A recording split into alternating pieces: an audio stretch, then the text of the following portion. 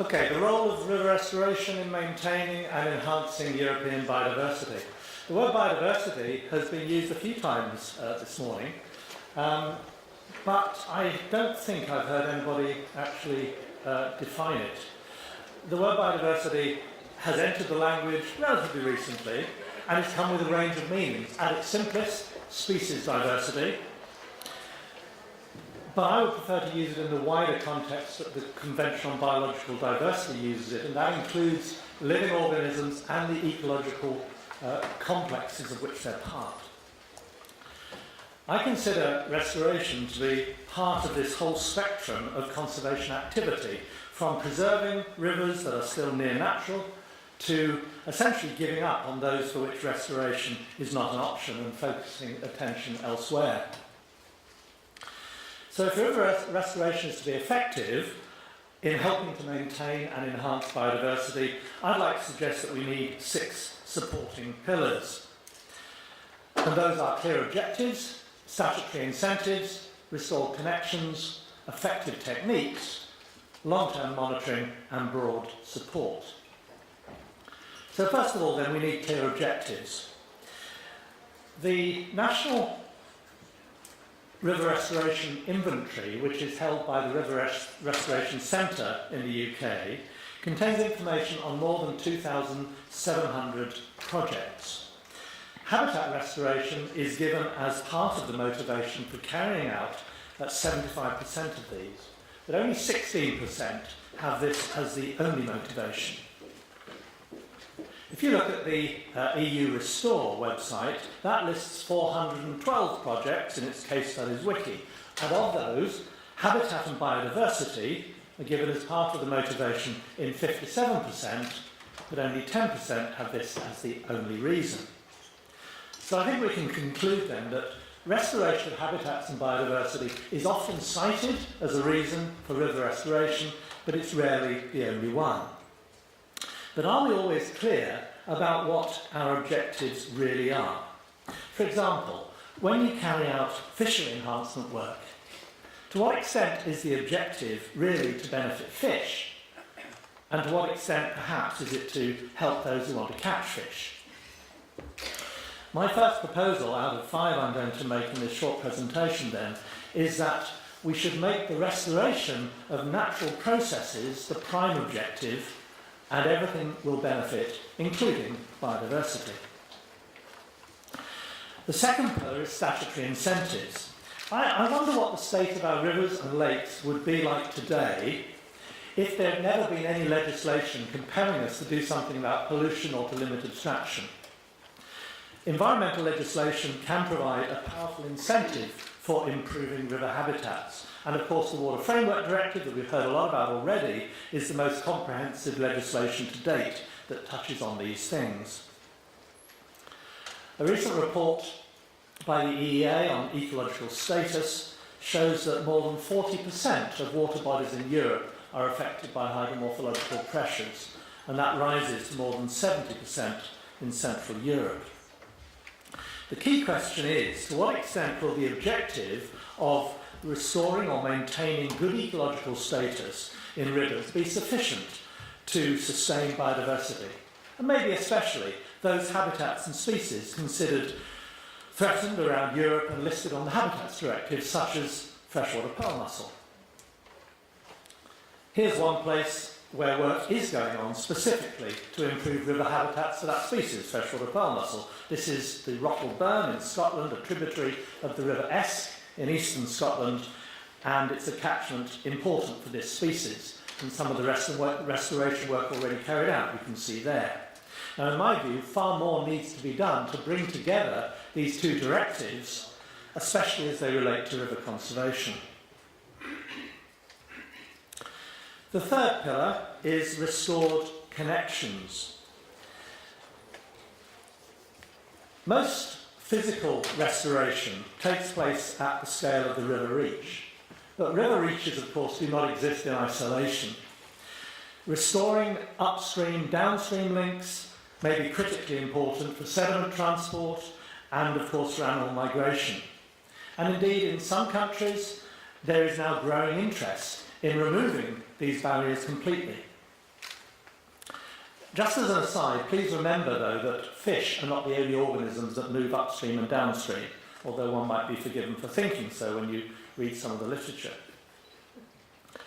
Restoring channel, riparian zone, floodplain interactions, of course, is equally important, as in this restoration of a meander on the River Wensum in England. And that was to increase sinuosity and flow diversity.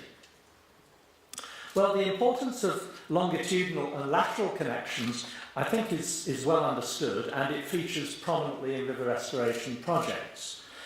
But rivers are not two-dimensional, and this diagram shows, in a sense, 4 dimensions. First, I just want to mention the vertical dimension. The vertical dimension, I think, that's often overlooked. An increasing number of studies on what is referred to as the hyporheic zone, that is the area underneath the surface of the bed of the river, have demonstrated how important that zone is for river functioning. And whereas the sort of organisms collected from a kick sample on a riverbed are likely to look like this, those that you might find in the hyporheic zone are more likely to comprise the smaller myofauna, like, for example, the sclerostrum. And yet, I see very little in the field of river restoration that relates to this third vertical dimension. So my second proposal then is that that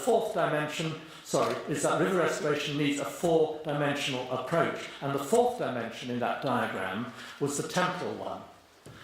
River habitat structure may change quite quickly. Sometimes it does. But some changes, of course, may take decades. And that has to be borne in mind when we're planning and implementing and reviewing the success of river restoration schemes.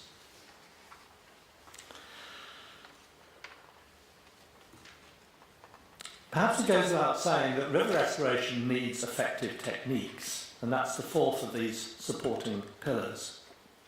The sort of things that countries in Europe are doing right now in response to the hydromorphological problems that are affecting our rivers are many and varied.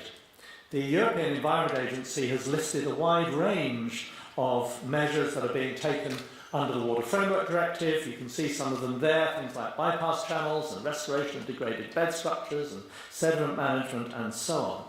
But I would like to ask how much we really understand about what those specific measures will do and what effect those actions will have on biodiversity. One that's proving particularly important and particularly popular is this one. 70% of river basin management plans have measures for removing artificial structures, such as barriers and bank reinforcement. Other measures include, for example, riverbed widening to improve riparian and floodplain habitat. This example of restoration in Sweden involves the construction of a bypass channel at a hydroelectric plant to enable the migration of fish and invertebrates. The river is important for salmon, for trout, for eels. It also has freshwater pearl mussel, incidentally. But the river also supports the population of the invasive alien North American signal crayfish, Passifasticus lineasculus. And I would say, is the removal of barriers in rivers always good for biodiversity, or can the objective of restoring connectivity sometimes have the unintended consequence of aiding the spread of alien species? In a journal that I published called Aquatic Conservation, you can find further details of that on the desk, the editorial that we've just published by Mike Gangloff from Appalachian State University was on this subject of barrier removal, and he says, in today's anthropogenically influenced streams, small dams and their impoundments may perform critical ecological functions, oxygenating low gradient streams during low water periods and stabilising stream beds, retaining fine sediments and associated toxins, impeding the spread of invasive species and attenuating floods from urban basins. Taken together, these services may in some instances far outweigh the benefits of dam removal and suggest that in extreme cases, a prudent inaction, i.e. leaving or maintaining small dams, may prove beneficial to endangered mussels and other resident stream biota. So to summarise these slides about measures, there is a problem, and there's a wide range of measures that are being put in place to solve the problem, but do we understand what effect those measures will have on restoring biodiversity? My fifth pillar is long-term monitoring. And when we look at this, and it's something which I'm sure we would all agree that is essential, we're up against problems that are very often political and not scientific. An author, Kai Lee, in 1989, wrote this in an article about the Columbia River Basin. He said, it is difficult to get very far with adaptive management when government officials are appointed for terms that are shorter than the lifespan of a salmon. And I think one has to have a certain degree of sympathy with that view. So, nevertheless, I don't think it detracts from my third proposal, and that is that the only way to know whether a restoration technique is truly effective is by detailed long-term monitoring. The sixth and last pillar is broad support. Restoration costs money, restoration takes time, and restoration needs support. It needs local communities to be able to understand what is going on at the site level, perhaps the place where they live. In this case, maybe by providing display boards that people can come and look at and learn from. But it also needs the support from governments and from government agencies in order to bring river restoration into part of their river basin planning process, to make it really integrated in what they're doing. Just one personal plea on this subject.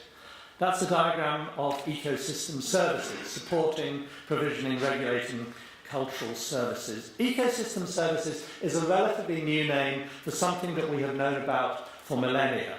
It's something that has been around, if you like, as long as we have. River restoration is certainly about restoring ecosystem services. But by definition, ecosystem services have as their focus what human society can get out of nature. And I would like to say there's nothing wrong with that, but is that all it's about? Is that all we should be concerned with? I would like to suggest, I hope it's not too heretical, that restoring river biodiversity is not just about ecosystem services. We should not be afraid to say that nature has a right to exist and that people have a responsibility to ensure that it does. To me, that seems like something that is obvious, and yet it's not popular. And I would like to suggest that maybe we ought to give a little more credence to that. And so, my last proposal, is it time maybe for a new approach? What might such an approach include? Maybe a new framework to guide river restoration throughout Europe, which has biodiversity at its heart. Perhaps to set priorities for restoration at a European level. To consider how to increase the resilience of rivers to climate change. We've had quite a lot about that already today. To counter the spread of invasive species when restoring connectivity, and I do think this is something we're going to need to spend more time on. And it's an interesting topic that I think we could do well to debate. To plan restoration that is scale dependent, because one size does not fit all. And to set up maybe a European network of long-term monitoring sites, so we don't just work within our countries, or even, obviously in the case of the Danube Basin, which is an international basin to a large extent. Not just that, but throughout Europe. Maybe we need to do it on an even wider scale. And at the end of all this, there's still one fundamental question to answer. How much effort should we devote to restoring degraded rivers and their biodiversity? And how much should we be putting into preserving those high-quality, near-natural systems? There may not be too many, but the ones that we still have. And that's something else that I would look forward, together with the other things that I've been talking about, to debating during the rest of this meeting. Thank you very much.